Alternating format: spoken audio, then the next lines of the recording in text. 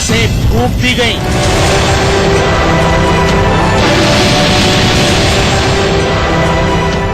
दुकानें जला दी गईं।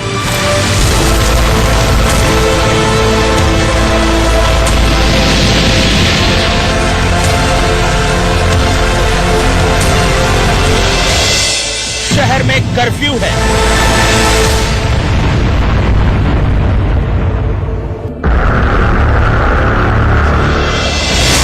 पीएसी तैनात है।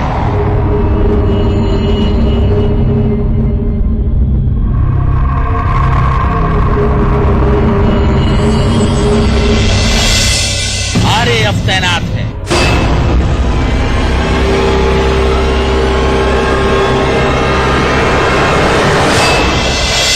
पुलिस दबिश दे रही है।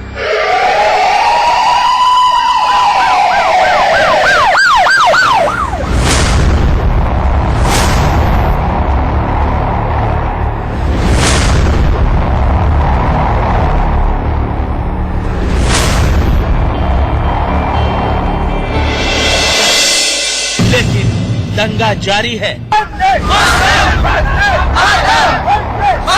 जिसमें से एक हमारा आदमी स्वर्गवासी हो गया।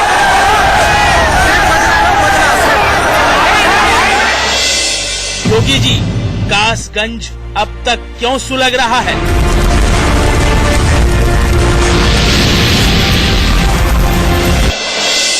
कासगंज का माहौल कौन बिगाड़ रहा है? लड़का हमारा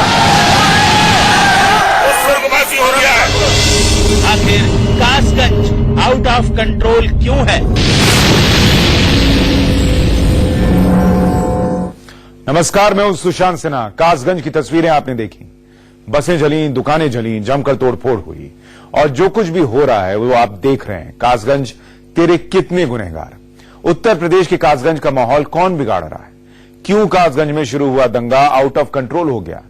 योगी आदित्यनाथ के राज में कासगंज को दंगा फैक्ट्री आखिर किसने बनाया? ये सवाल अब उठने लगे हैं और उठे भी क्यों ना। पुलिस तैनात थी, पीएसी मौजूद थी, आरएएफ की टीम यानी रैपिड एक्शन फोर्स की टीम ने भी कासगंज में मोर्चा संभाला हुआ था, लेकिन दंगे की आग बुझने की बजाय बढ़ती चली गई। आखिर क्यों? रिपोर्ट देखिए।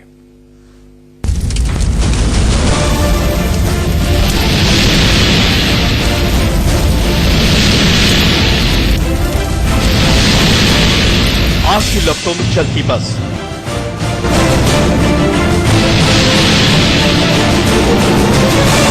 राख होती दुकान, सड़कों पर तोड़फोड़ के निशान,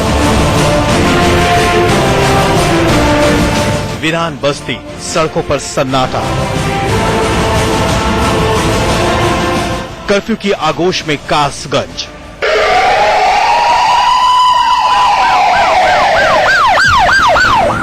कासगंज में सुलगती इस चिता की आग तो ठंडी पड़ चुकी है, लेकिन दंगे की आग थमने के बजाय बढ़ती जा रही है। आखिर क्यों?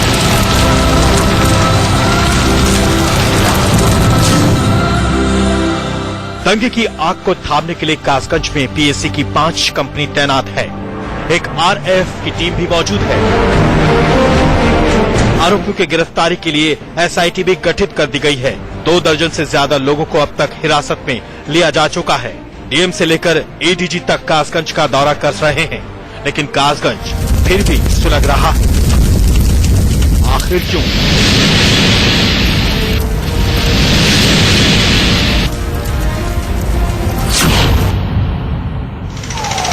शनिवार सुबह से ही कासगंज में उपद्रवियों ने तोड़फोड़ मचा दी। कासगंज में आगजनी और लूट हुई। इससे पहले कि हम आपको कासगंज में दंगे की आग और उसे थामने के लिए पुलिसिया कार्रवाई की पूरी जानकारी दें, ये जान लीजिए कि आखिर कासगंज में ये दंगा भड़का क्यों।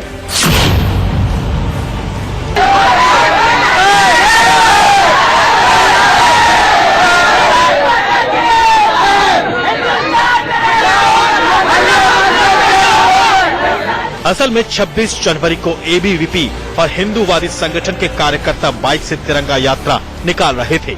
ये यात्रा एक समुदाय विशेष के मोहल्ले में पहुंची, जहां कार्यकर्ताओं ने वंदे मातरम और भारत माता की जय के नारे लगाए।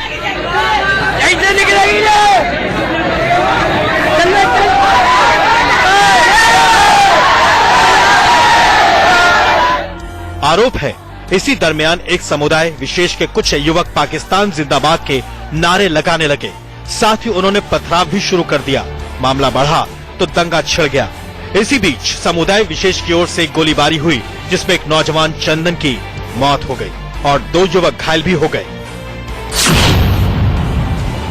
यही कहा गया, जो लोग हिंदुस्तान जिंदाबाद कहते हुए जा रहे थे, वंदे मातरम भारत माता की जय कहते हुए जा रहे थे, ये था, इसका भाई भी साथ था और थे बच्चे 10-5।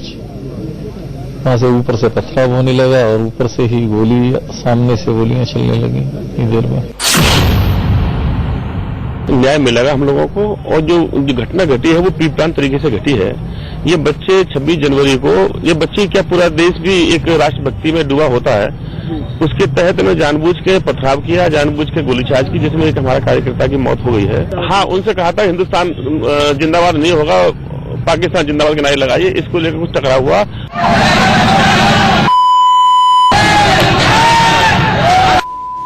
भारत माता की जय, हिंदुस्तान जिंदाबाद, वंदे मातरम।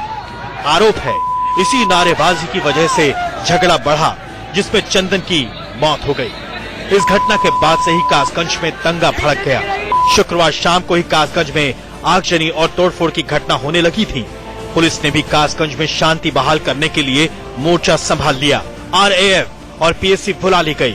समुदाय विशेष से जुड़े आरोपियों की धरपकड़ के लिए दबिश देनी शुरू कर दी गई।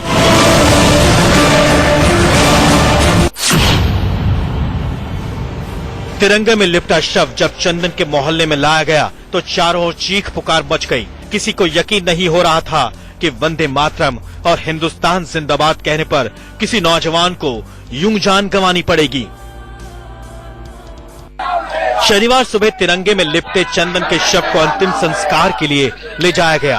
अंतिम संस्कार के दौरान लोगों ने चंदन को नम आंखों के साथ विदाई दी।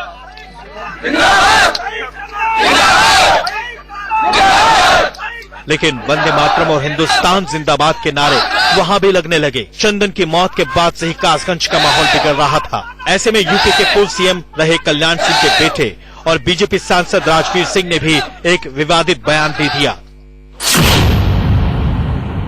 जितना आक्रोश कासगंज में आज है, मैंने कभी देखा भी नहीं है। इस घटना में हमारे लोगों की कहीं कोई कमी नहीं है। ये झगड़ा योजनाबद्ध तरीके से किया गया है। लग रहा गुस्से का गुबार आखिरकार फूट पड़ा। 1 दर्जन से ज्यादा दुकानों को जला दिया गया।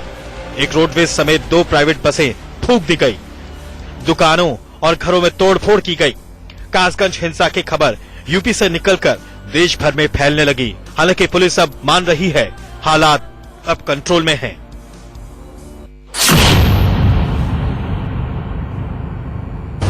इस वक्त हम रेलवे पुल नदरई रोड पर हैं और आप देखें कि यहाँ पर एक गाड़ी में आग लगा दी गई है। फिलहाल पुलिस वाले उसे बुझाने की कोशिश कर रहे हैं।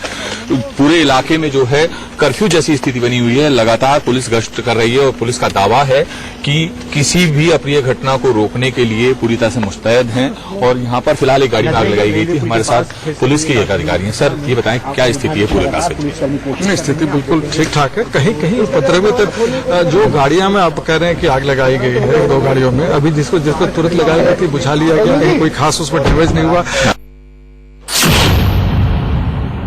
कल तक 9-10 लोगों की गिरफ्तारी हुई थी, लेकिन आज 39 और लोग गिरफ्तार हुए हैं। अभी ये संख्या और बढ़ेगी।